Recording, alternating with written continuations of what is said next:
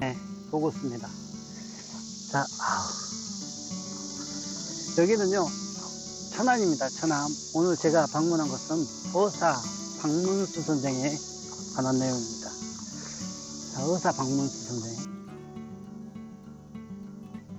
산길로 굉장히 차를 오랫동안 타고 왔습니다. 한 30분 이상 타고 온 것 같은데, 좀 당황스럽습니다. 이렇게 타고 오니까. 자, 암영어사죠, 암영어사. 조선시대에 암영어사라는 직책이 있었죠. 암영어사 직책은요, 왕의 명을 몰래 명령을 받아서 비리 있는 수령들을 고발하고 벌하고, 그리고 또 백성들한테는 마지막 희망이라고 보시면 되겠습니다. 조선시대는 명종 이후에 350년간 600명의 암영어사가 있었습니다.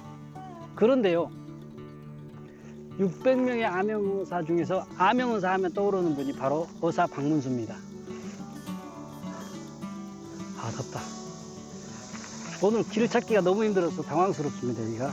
우리가 알고 있는 어사는 또 있습니다. 정약용 선생도 어사였고요, 추사 김정희 선생도 어사였는데 어사하면 왜 박문수 선생이 떠오를까요? 그만큼 레전드 중에 레전드였습니다. 박문수 선생의 유년 시절은요, 경기도 준이면에서 태어나셨습니다. 그리고 8살 때 아버지를 잃으시고 큰아버지도 잃으시고 할아버지까지 잃으셨죠. 그래서 홀어머니 밑에서 자랐는데요, 좀 늦깎이 과계급제를 하셨습니다. 그리고 진사가 되시고 4년 이후에 과거급제한 후 4년 이후에 이제 암영어사가 되었죠.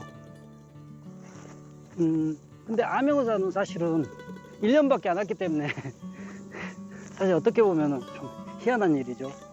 1년밖에 안 했는데 레전드 오브 레전드 암영어사. 벌레가 너무 많다. 모기가 너무 많다. 서울에서 왔다고 그런가?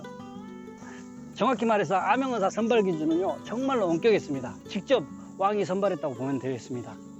암영어사를. 그리고 인성과 성품 모든 면을 봤고요. 그래서 왕은 어떠한 명령을 할 때 절대 비밀리에 붙였다고 합니다. 봉서를 내렸는데요, 그 봉서는 도성을 떠나기 전까지는 열어볼 수가 없었고, 거기에 어느 지역, 어떤 작전, 조건이 다 적혀 있었습니다. 그런데 도성 떠나기 전까지는 열어볼 수가 없었죠. 그만큼 암영어사는요, 비밀리에 직을 수행했다고 보시면 됩니다. 말 그대로 왕이 인정한 남자 박문수. 그건 아니지. 암영어사는 가장 어려운 점이 신분을 속이는 점이 가장 어려웠다고 합니다. 그런데 이제 신분을 속이다가 또 백성들한테 이렇게 맞고 그런 것은 비일비재했죠. 그리고 뭐 맞아서 죽는 어사들도 있었고요. 그런데 박문수 선생은요, 본인 언더커버죠. 언더커버. 어떻게 보면 본인 신분 속이고 본인의 변장 이런 걸 가장 잘 하셨다고 그럽니다. 그러니까 박문수 선생은 정말로 레전드 중에서 레전드죠. 임무가 암영어사다 보니까 굉장한 일화들이 많이 있습니다. 굉장한 일화들이 많이 있습니다. 일화들이 뭐 예를 들어서 마을에 도착해서 하룻밤 잠을 묵으려고 그랬는데요, 하룻밤만 묵으려고 그랬는데 아버지가 아들을 죽이려고 그랬습니다. 그래서 깜짝 놀라서 들어가 보니까 이런 일이 있었습니다. 마을의 천씨가 그 아들의 며느라이를 아내로 맞이해보려고 그랬죠. 그래서 그런 이유 때문에 아버지가 아들을 죽이려고 했다고 합니다. 그래서 박문수 선생이 그 다음날 찾아가서 이 일을 해결해 줬죠. 결혼 문제, 처녀들의 결혼 문제나 총각들의 결혼 문제에 굉장히 신경을 많이 썼다고 합니다. 박문수 선생은요, 본인의 쌀과 곡식을 또 굶주린 백성을 위해서 다 내놓기도 했다고 합니다. 그리고 또 고위 관직들의 독봉을 좀 삭감을 해서 백성들에 나눠줘야 된다, 이런 이야기도 했고요. 그렇기 때문에 대관들한테 굉장히 대관들이 색안경을 끼고 받겠죠, 관리들이. 그래서 또 옥에 갇히기도 했습니다. 한 달 동안 갇혔는데 바로 영조가 또 풀어줬죠. 우리가 알고 있는 영조 성군 아닙니까? 비록 쓴소리 나지만은 이 사람이 내 사람이다, 이런 걸 알고 영조는 항상 박문수의 쓴소리를 귀담아 들었죠. 영주한테도 이렇게 이빠른 소리를 많이 했습니다. 재물은 고갈되고 믿을 만한 것이 하나도 없으니 300년 종사가 어찌 전하 때 망하려는 조짐이 아니겠습니까? 국사를 물리치고 마음을 붙이려 않으시니 장차 국가를 어느 지경에 두려고 그러십니까? 이렇게 직설적인 말도 많이 했습니다. 박문수 선생은요, 말 그대로 백성만 생각했습니다. 결국은 그렇다 보니까 모든 일이 터지지 않습니까? 영조 31년도에 나주 개서 사건이라고 터집니다. 윤지의 난이라고도 하고 의례옥사라고도 하죠. 관직에서 물러난 윤지가 억하심정을 피우고 괴서를 붙이려고 합니다. 근데 이제 이게 사전에 발각이 됩니다. 근데 거기에 또 박문수 선생을 끌고 넘어지죠. 그 와중에 박문수 선생을 직접 영조가 신문을 합니다. 얼마나 치욕스럽겠습니까? 그렇게 떳떳하신 분이. 그렇다 보니까 본인이 죄인 것을 자처를 하고 재산과 문을 닫은 채 계시다가 1년 후에 돌아가십니다.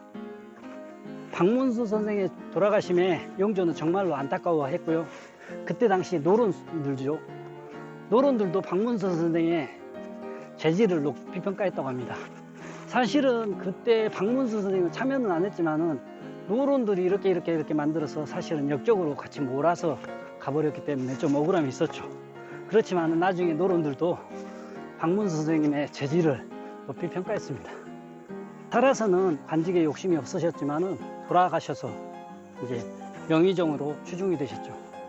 여기가 바로 덥다. 박문수 선생님 계신 곳입니다. 천안인데요. 굉장히 산소리가 있습니다. 만약에 오실 때는 은석사를 치고 오시면 됩니다. 잘못 치셨다가 큰일 납니다. 은석사. 박문수 선생에 관한 일화들이 굉장히 많은데요. 하루는 마을을 방문했습니다. 근데 호러문요 아들이 있었는데요. 아들이 그 마을의 죄수의 딸에게 청혼을 했습니다. 근데 죄수는 이 딸에게 청혼한 것을 받아들이지 않고 가난하다는 이유로 이 아들을 천시하면서 무시했다고 합니다. 그래서 딸을 줄 수 없다고 이렇게 고했다고 합니다. 그래서 박문수 선생님께서 이제 직접 나선 거죠. 이 아이가 내가 이 아이의 삼촌 되는 사람이다. 그리고 나의 마패를 보여주면서 난 이런 사람이다. 이렇게 말을 하면서 그 딸과 결혼도 하게 해주면서 그 죄수의 재산의 절반을 또 이렇게 나눠 가질 수 있도록 해줬다고 합니다. 사실은 지금 시대에 보면 말도 안 되는 거죠. 그렇긴 한데, 억울하긴 한데, 그래도 말은 안 되는 거죠. 지금 시대에 보면은. 근데 지금 시대에 또 이런 분들이 필요할 것 같아요. 부족한 부분 나눴으면 좋잖아요. 경북 양양군에 가면요, 박문수 선생님을 신으로 모시는 곳이 있습니다. 백성들의 억울함을 살폈다고 해서 그곳에 가면은 박문수 선생을 신으로 모시는 곳이 있습니다. 사당으로. 성황당이 있죠, 성황당. 자, 여기 왔네요.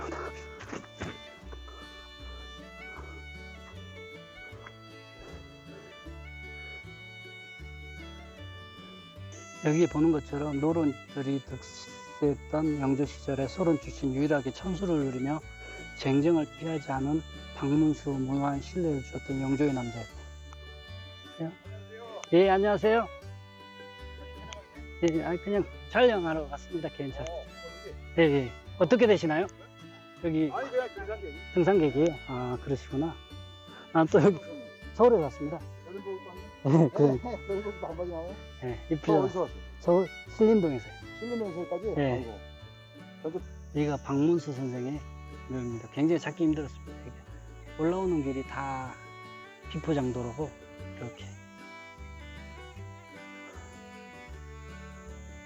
근처 사신 분들인데 여기 등산 오신 것 같아요.